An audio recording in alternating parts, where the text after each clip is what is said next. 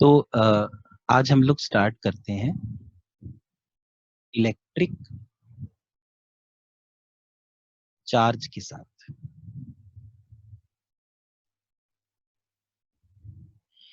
Electric charge is an intrinsic property of elementary particles.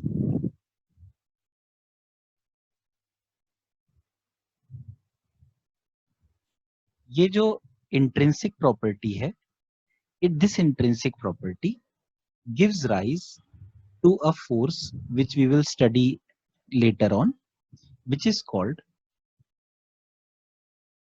electric force. The SI unit of charge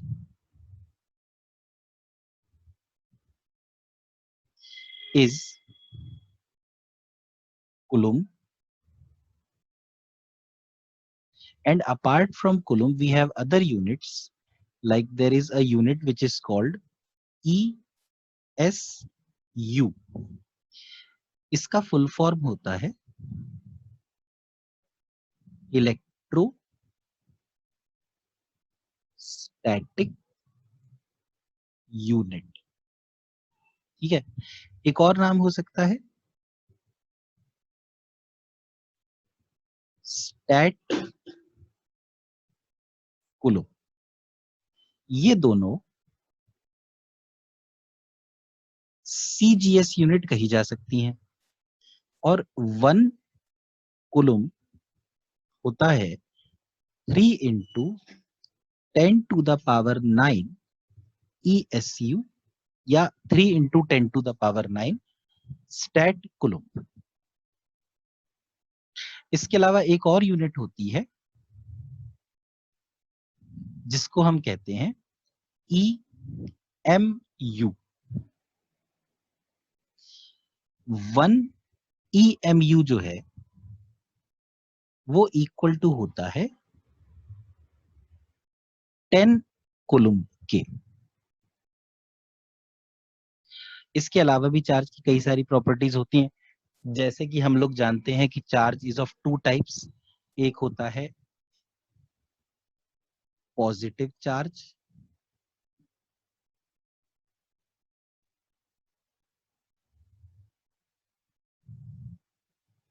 और एक होता है negative charge.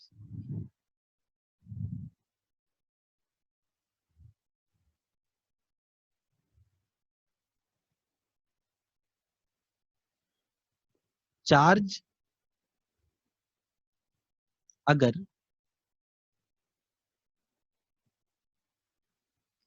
Rest पर रहे तो वो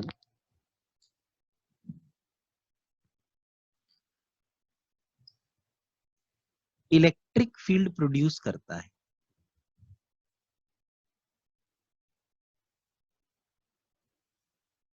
और अगर यही चार्ज मोशन में आ जाए तो ये electric field as well as magnetic field दोनों प्रोड्यूस कर सकता है।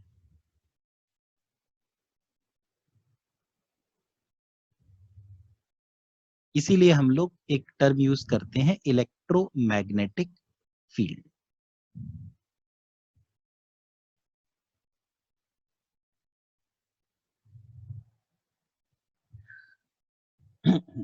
smallest charge which can exist freely, it is minus 1.6 into 10 to the power minus 19 coulomb, which is charge on the electron, या फिर plus 1.6 into 10 to the power minus 19 coulomb, which is charge on the proton.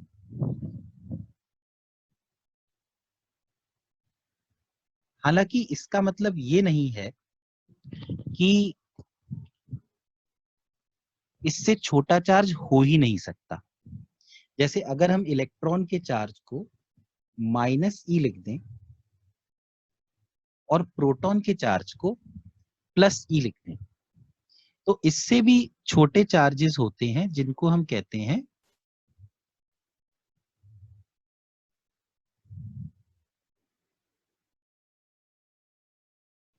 quarks. Quarks are those particles which make up proton and neutron. जैसे basically हमें, वैसे there are total 6 types of quarks, लेकिन हमें सिर्फ यहाँ पर 2 type के quark से मतलब है। एक है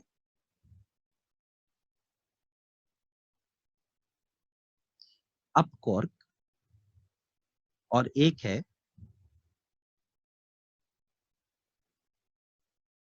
डाउन क्वार्क। अप क्वार्क जो है इसके ऊपर चार्ज होता है +2e/3 और जो डाउन क्वार्क है उसके ऊपर चार्ज होता है -e/3। तो proton is made up of 2 up quarks and 1 down quark. On the other hand, neutron is made up of 1 up quark and 2 down quarks. But still जो independent existence है वो सिर्फ इस चार्ज की है। Quarks are not able to exist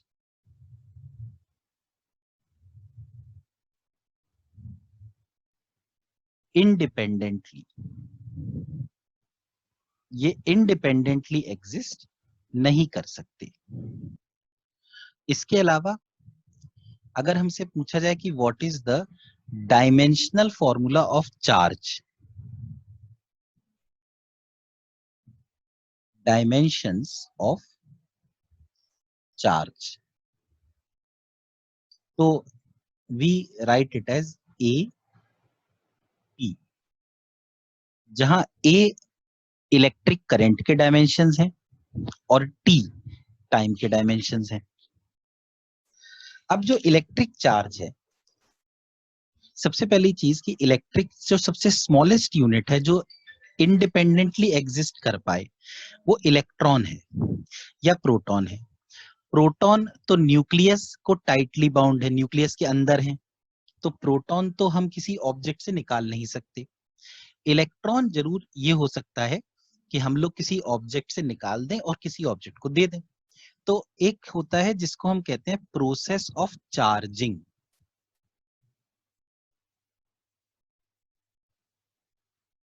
charging जैसे किसी object को पॉजिटिव चार्ज दे दिया या किसी को नेगेटिव चार्ज दे दिया, तो charging means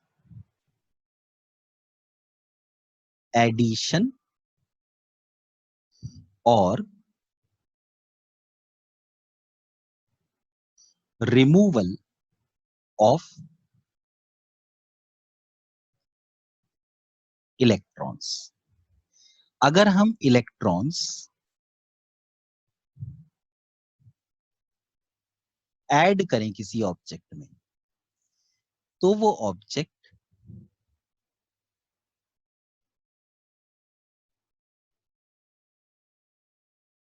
gets negatively charged. और अगर हम इलेक्ट्रॉन्स रिमूव करें किसी ऑब्जेक्ट से, then that object gets positively charged। तो नेगेटिव चार्ज देने का मतलब है इलेक्ट्रॉन्स दे दिए गए हैं और पॉजिटिव चार्ज का मतलब है इलेक्ट्रॉन्स उसमें से निकाल लिए गए। ठीक है, तो अब जब भी हम किसी ऑब्जेक्ट को पॉजिटिव या नेगेटिव चार्ज देंगे, सपोज ये कोई ऑब्जेक्ट है और हम इसको इलेक्ट्रॉन्स दे रहे हैं, तो we can give 1 electron, 2 electrons, 3 electrons, 4 electrons. क्या ऐसा पॉसिबल है कि हम इसको 2.5 इलेक्ट्रॉन्स दे दें? बिल्कुल नहीं।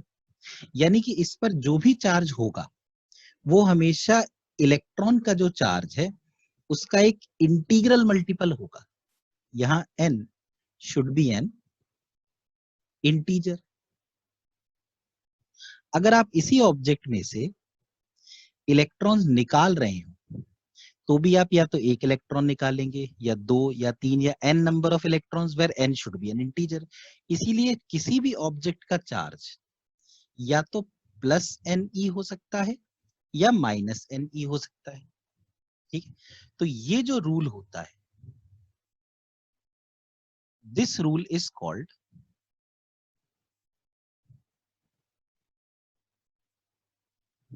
Principle of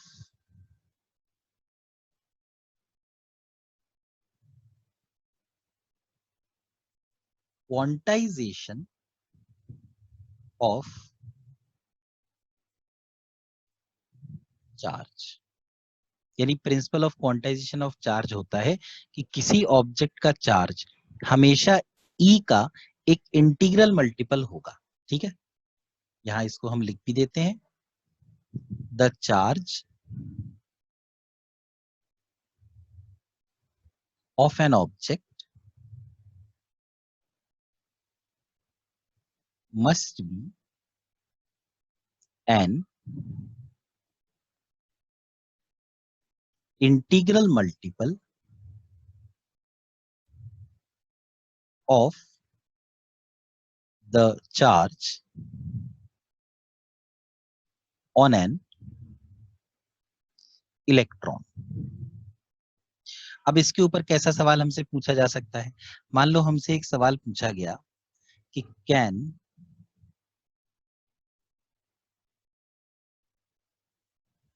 an object have a charge of 0.8 into 10 to the power -16 coulomb. क्या किसी ऑब्जेक्ट के पास 0.8 into 10 to the power -16 coulomb charge हो सकता है? तो हम कहेंगे कि अगर ये Q is equal to N E को सेटिस्फाई कर दे तो जरूर हो सकता है। n इंटीजर होना चाहिए, तो Q कितना है? Q है ये इज इक्वल टू n, और E की वैल्यू सिर्फ मैग्नीट्यूड रखेंगे -19। ये एक 10 यहां पर, एक 10 यहां पर, 1 2, तो n की वैल्यू आ गई 10 to the power -16 divide by 2 into 10 to the power -19। n आ गया 19 - 16 यानी 1000 डिवाइड बाई 2, तो n की वैल्यू आ गई 500। मतलब अगर आप ये जो ऑब्जेक्ट है ना इसमें से 500 इलेक्ट्रॉन्स निकाल लें तो इतना चार्ज आप ऑब्जेक्ट को दे सकते हैं। बिल्कुल n की वैल्यू इंटीजर आ गई। तो I think this part is understood to all of you.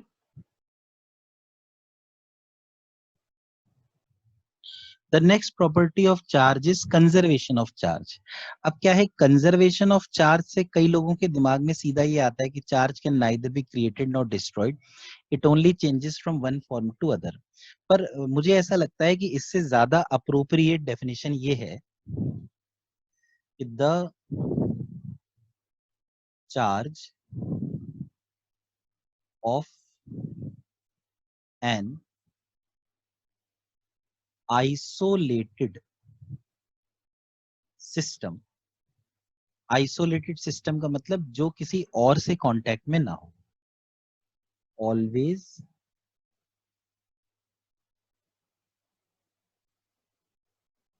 remains conserved। The charge of an isolated system always remains conserved। ठीक है, यहां पर ये वर्ड बड़ा इंपॉर्टेंट है, आइसोलेटेड सिस्टम।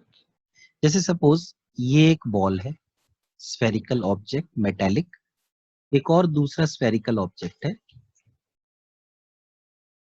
इसके ऊपर चार्ज है 5 कूलम और इसके ऊपर चार्ज है 6 कूलम, और हम इन दोनों को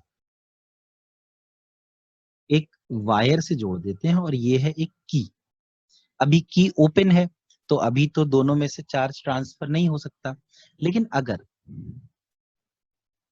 हम इस की को क्लोज कर दें तो हो सकता है कि 5 कूलम चेंज हो जाए, ये भी हो सकता है 6 कूलम चेंज हो जाए। तो बाद में सपोज की इज क्लोज्ड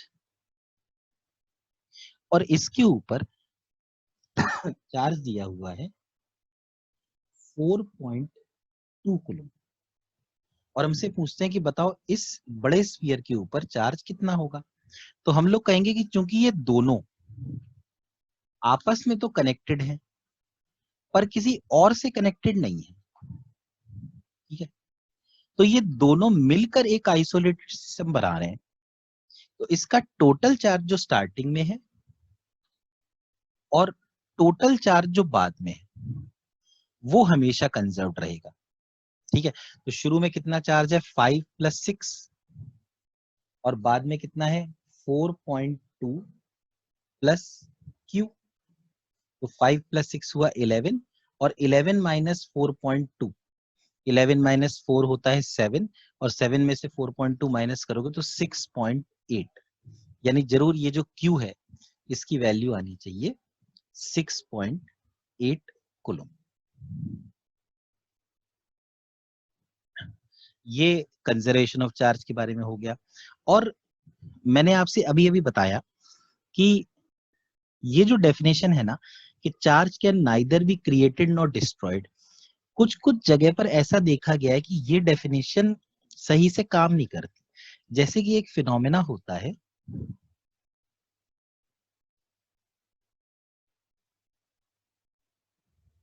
उसको हम कहते हैं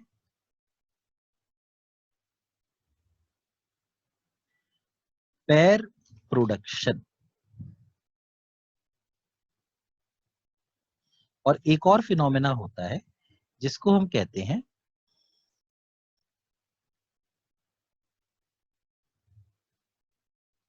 एनिहिलेशन।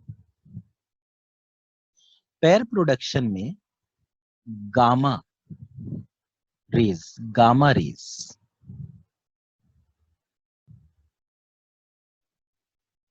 तो दो गामा रे के फोटोन एक इलेक्ट्रॉन और एक पॉजिट्रॉन बनाते हैं, और एनिहिलेशन में इसका अपोजिट होता है, एक पॉजिट्रॉन और एक इलेक्ट्रॉन आपस में कंबाइन होके दो गामा रे के फोटॉन्स देते हैं। तो अगर हम इन दोनों रिएक्शंस को देखें तो हम देखेंगे कि एक में तो चार्ज क्रिएट हो रहा है, एक में चार्ज डिस्ट्रॉय हो रहा है। लेकिन अगर जो हमने डेफिनेशन यूज की कि total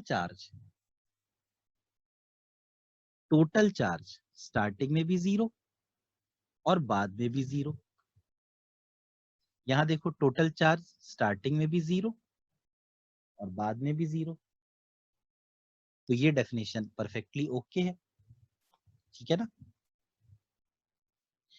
the next property is additivity of charge. This additivity of charge basically states that charge is a scalar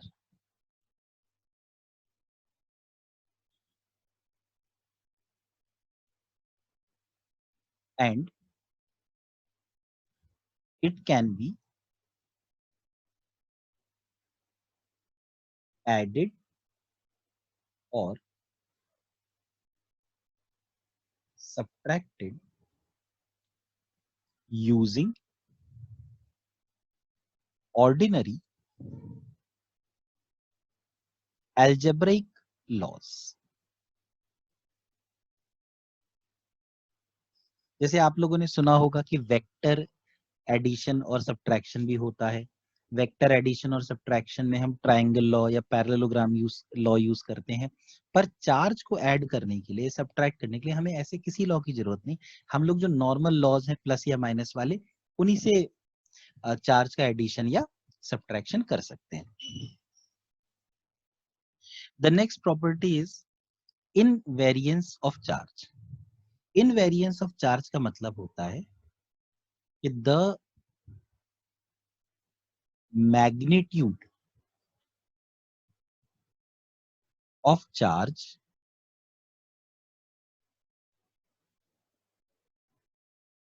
does not depend, the magnitude of charge does not depend on the frame of reference।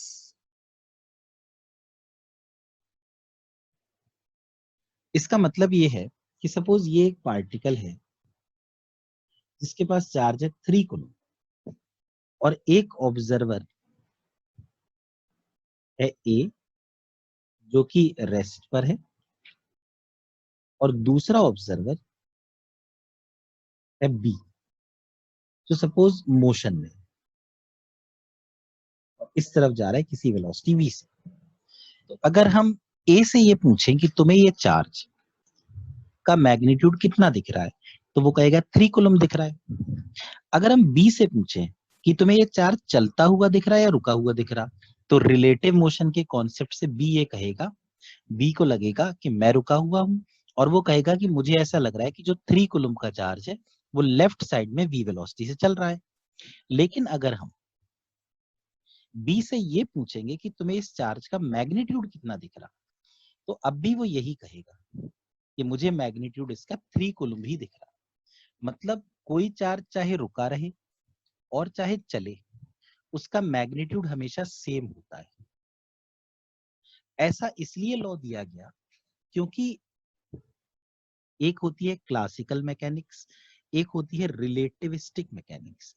अगर किसी object की velocity बढ़ते बढ़ते speed of light के पास पहुंचने लगे, तो ऐसा देखा गया कि सपोज एक पार्टिकल है जिसका मास है m, अगर इसकी वेलोसिटी v है तो जो लोग इसको देख रहे होते हैं ग्राउंड पे खड़े हुए, उनको इसका मास m नहीं दिखता, उनको इसका मास कुछ m डैश दिखने लगता है जो होता है m upon under root 1 minus v square upon c square. तो इससे क्या होता है अगर हम ये वाला लॉजिक लगाएं, हालांकि ये जो रिलेशन है ये रिलेशन तभी वैलिड है जब वेलोसिटी स्पीड ऑफ लाइट के आसपास पहुंच जाए, ठीक है। पर इस रिलेशन के हिसाब से अगर वेलोसिटी इंक्रीज होगी तो मास ऑल्सो स्टार्ट्स इंक्रीजिंग। इसीलिए चार्ज को मास से डिफरेंशिएट करने के लिए ये कहा गया कि मास तो वेलोसिटी चेंज होने पर चेंज हो सकता है, पर चार्ज वेलोसिटी हो या ना हो या बढ़े या कम, उससे चार्ज पे कोई असर नहीं पड़ता। तो कोई भी पार्टिकल है सपोज, उसके पास दो बेसिक प्रॉपर्टीज होती हैं, एक तो होता है मास, एक होता है चार्ज। दोनों अलग अलग प्रॉपर्टीज हैं, आपस में इनका कोई इंटरेक्शन नहीं होता। लेकिन एक टर्म बनाया गया जो दोनों को आपस में रिलेट करता है, वो होता है specific charge. Specific charge is the ratio of charge of a particle and mass of a particle. यानी specific charge is basically Q upon M। Now अगर हमसे ये पूछा जाए कि ऑब्जेक्ट की स्पीड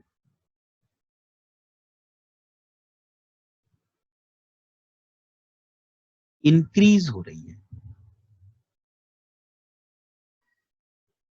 तो स्पेसिफिक चार्ज का क्या होगा? तो हम ये कह सकते हैं अगर स्पीड ऑब्जेक्ट की इंक्रीज हो रही है तो जो चार्ज है वो तो कांस्टेंट रहा, लेकिन मास जैसा कि हमने देखा वो बढ़ गया। इसका मतलब जो डिनोमिनेटर में है वो बढ़ गया, तो इसका मतलब जो स्पेसिफिक चार्ज है वो डिक्रीज हो गया। if the speed of the object increases, the specific charge decreases.